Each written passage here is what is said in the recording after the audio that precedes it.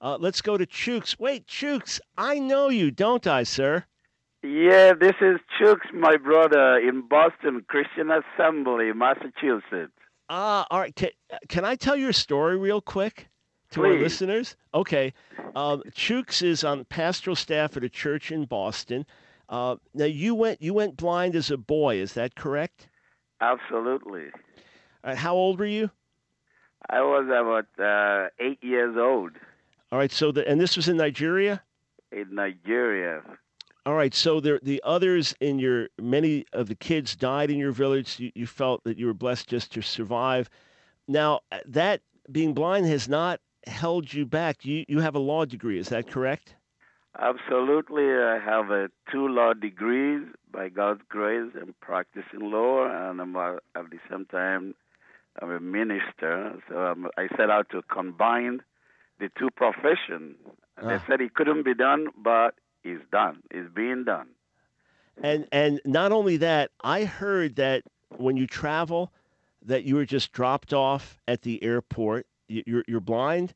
You're just dropped off at the airport, and you make your way over to ticket counter to your plane. Is that true?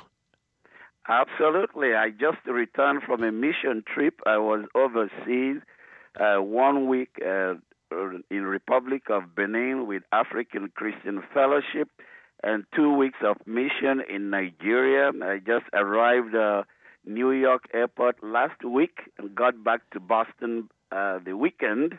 And I am back to base and I'm glad to be home. So you nothing stops you. I remember you being in meetings I was in Boston earlier this year, and I remember your big smile the whole time, and the sharpness and clarity of your thinking and your spiritual perceptions. But nothing's going to stop you, huh? My brother, if anything would have stopped me, they would have done it before I came to the knowledge of the Lord Jesus Christ. But since they didn't stop me then, they can't stop me now because the power that is operating in me is higher than the power that is operating in them. So I said to them, when they say I am blind, they say that I am blind because they are too blind to see my sight. Mm, amazing. So, what would you like to say to our listeners about this topic about hope and courage and true leadership? Thank you, sir. Leadership reminds me, the particular. You remember, you and I talked about how the visually impaired people can follow, can understand the teachings, and how they can take notes while you teach. So one of the ways is acronym. I do form topics with acronym, and that helps me to remember the topics. So there is one acronym for leadership, and that has helped me. Even in my overseas trip, we had pastoral training in Republic of Benin. We had 2 days training pastors in the cities. And also in Nigeria, we had time talking about leadership, teaching people on leadership. And the one acronym about leadership is what just touched my heart as you were speaking. L is for love. If you don't love the people, you can't lead them. And the E is encouragement. A leader encourages the people, like you mentioned. A is advancing the status of the people. A true leader must seek to advance the status of the people. Don't leave them to where you found them. You must advance their status. And D is you develop the people. You don't diminish them. You develop them. The next E in leader is empowering the people. You empower them. You activate that God-given talent that is in them, which is dormant. You empower them. R is you recognize their ability and their inability. You don't just recognize their ability, you also recognize their inability so you can help them. As you serve them, you are not to be served, you serve the people. H is you give hope to the people. I is involvement. If you're going to lead the people, you got to involve them. Don't stand aside and seek to lead them, but rather involve them. And of course, P in leadership is you pray for them. The problem we have is that many people try to lead the people they can't pray for. But if you can pray for me, you can successfully lead me. And that is the acronym for leadership. I was writing quickly as you were speaking, dear brother, to get this down. And thank you for modeling it and being an example. And let me just ask you this: can you stick around just another minute on the other side of the break? Absolutely. I'll be with you as long as you want me, brother. All right, stay right here. We come back. I want to ask you a couple of questions. I want to ask you what you say to those who have serious disabilities and difficulties, because some people just look so hard just to get out of bed in the morning, let alone to make a difference. What would you say to them? And then I know you're a Pentecostal charismatic brother. You believe in healing. You haven't been healing. What do you say to those who say, look, I believe God for healing. I've never been healed. I'm disappointed. So we'll be right back with Pastor Chuk from Boston, Massachusetts. So glad to hear from him today. Change the world.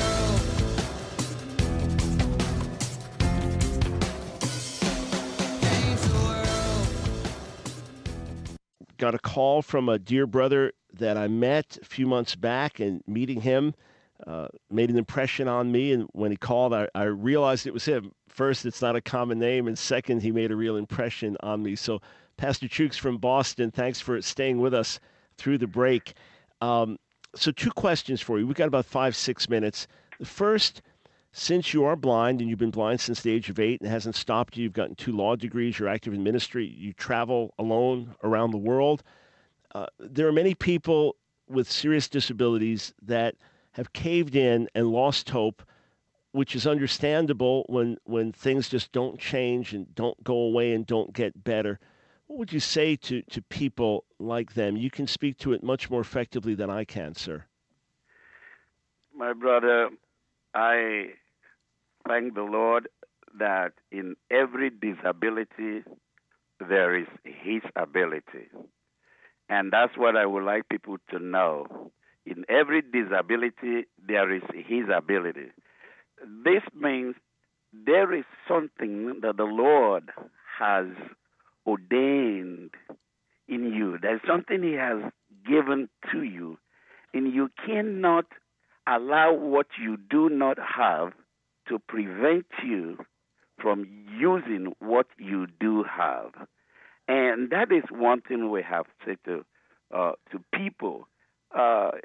Unfortunately, we hear some people, including ministers that I respect, who say, well, God does not live in broken windows, and God does not, in other words, they're trying to tell us that God could not be involved in your life because you are a person with disability. And such people do not understand that there is His ability in every disability. And I just came back from a place where we saw some pastors, helped some pastors with His ability. These are pastors either have visual impairment or have other forms of disability, but they are doing great. They're doing great exploits in the kingdom for the Lord. And who can tell these people that the Lord is not using them just because they happen to find themselves with some form of disability? They can ask the Lord about that. What did the Lord say? When they asked Him, did this person sin or did his parents sin? In John chapter 9, the Lord said, neither, but that the work of the Lord will be made manifest. There are different situations and different personalities and different platforms, but the truth is, wherever you find yourself, and whatever condition you may have seen yourself, whatever may be the disability, whatever may be the weakness, whatever may be the shortcoming, you can exercise the choice. You can make the choice. Either you see His ability in you, or you focus on the disability. If you focus on the disability, you got a problem. But if you focus on His ability, you think less of the disability, and you are able to advance yourself, and not just yourself, others around you, to see the power of God in you. So in brief language, I will simply say, beloved, let us focus on his ability and think less of the disability. Yeah, that is so well said, and it speaks to all of us because every one of us, in one way or another in life, has some disability where we have to lean only on His ability. And I know this is a long question or a question that can get a long answer, but we've only got maybe 2 minutes. You're Pentecost, you're charismatic, you believe God heals. Do you still believe He heals, even though you've not been healed of blindness? Absolutely. I said this. The Lord knows my heart. He knows that I believe in divine healing. We do not believe that people can call themselves healers. It is the Lord that heals, and He alone has the prerogative to determine who He heals, when He heals, and where He heals.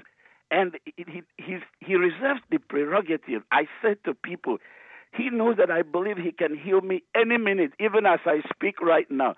But as long as He lets me remain where and what I am, I will serve Him until He thinks or chooses otherwise.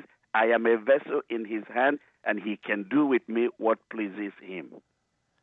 Brother, thank you so much for your example, for your inspiring words, and I have not forgotten our conversation about doing my best to get more and more of my materials in audio form, books and other things to serve the blind. So thanks again for the call, for the example. Feel free to call in whenever the subject strikes you, okay? Thank you, sir. I appreciate your time, and may the Lord continue to strengthen you as you continue to be the voice for the people. God bless you. Thank you so much.